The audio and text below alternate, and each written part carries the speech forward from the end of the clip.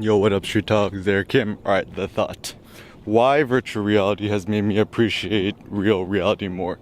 So, this is super interesting. So, I was able to jerry rig an Oculus Rift S to work with a 16-inch MacBook Pro maxed out, and it actually runs pretty good.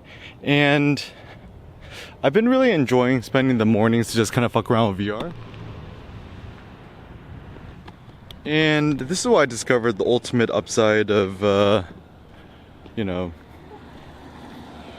shooting with, playing with virtual reality and stuff like that, is that after you play with virtual reality, the real world actually becomes so much more interesting, so much more meaningful, and it becomes so much more fun because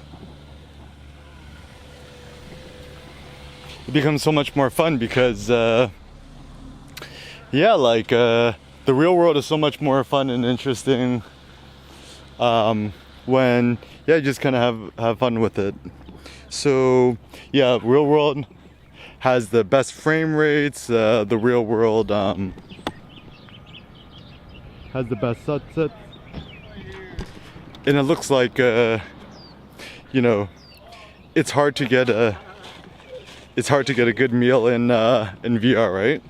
And so yeah, like I think this is one interesting idea I have about VR in the future, is that maybe it's in some ways VR is the ultimate empowering medium, because it allows for people without certain resources, like for example, it's not cheap to buy an Oculus Rift S setup in a gaming computer. Let's say it's $2,000.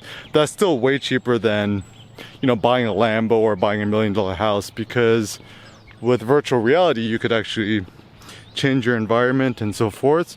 So that's incredibly liberating. And so then just kind of makes you wonder, what's the point of reality, and is reality a little bit like overrated and stuff like that? And obviously there's the real reality is the best type of reality out there.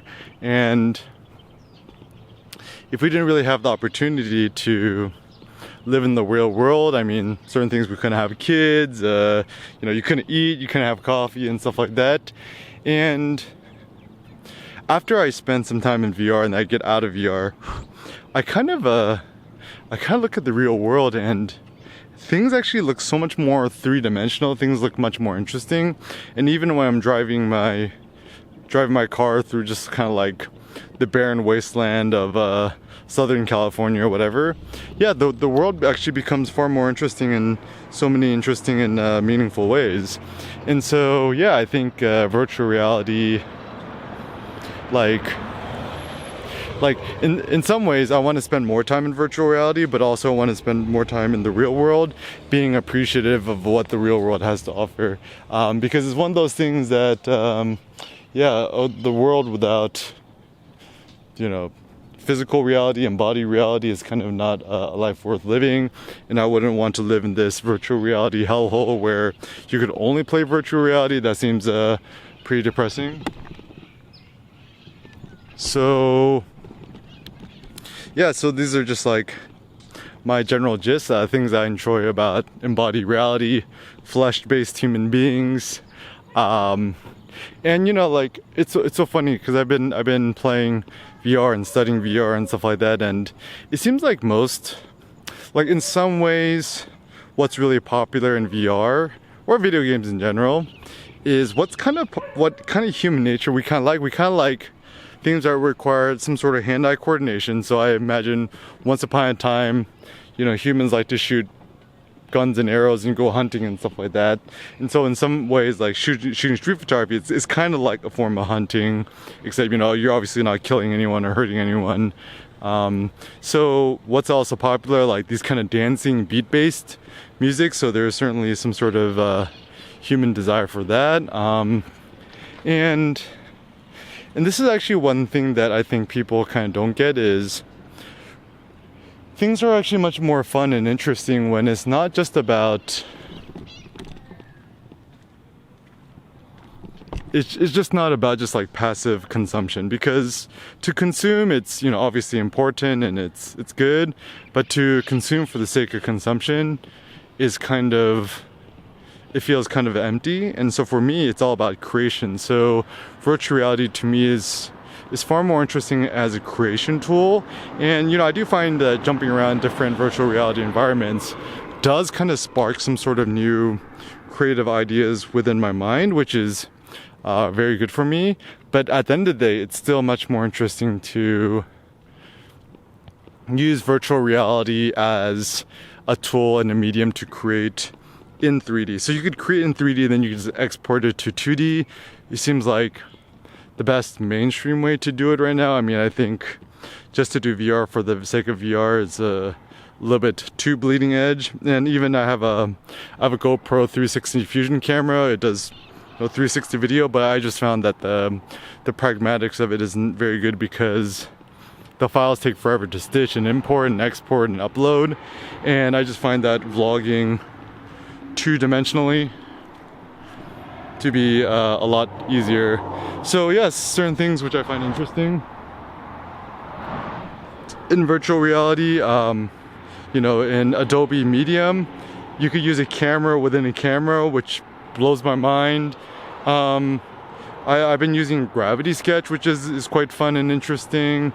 I still think that the best one, though, if I could choose one, it still seems that it's Google's Tilt Brush. It's the most easy, intuitive, and actually quite robust in terms of importing, exporting images and stuff like that. And so it does seem that the best type of software interfaces and stuff like that are more on the simple side, and they just kind of worked. And I mean, the good thing about Tilt Brush is made by Google, so obviously they got like quadrillions of dollars to support the whole cause. So it seems like it's going to be much more interesting. But yeah, anyways, after VR, things which don't interest me anymore is, I don't care for like fancy cars no more, because I could just design and stuff like that. And not only that, but with virtual reality, I don't really care for interior decor anymore, because I could just do that myself. And yeah, I think with embodied reality, yeah, I'm actually trying to spend more time to go outside, to just walk around, get fresh air, and also work out more, get more swole, eat more meat.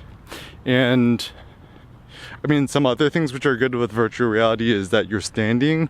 So standing and using it is actually much more active. So even if you're just addicted to video games, it's better to be standing and playing these video games, getting a little bit of a workout, than just to be sitting at your chair all day with just like the traditional PC games.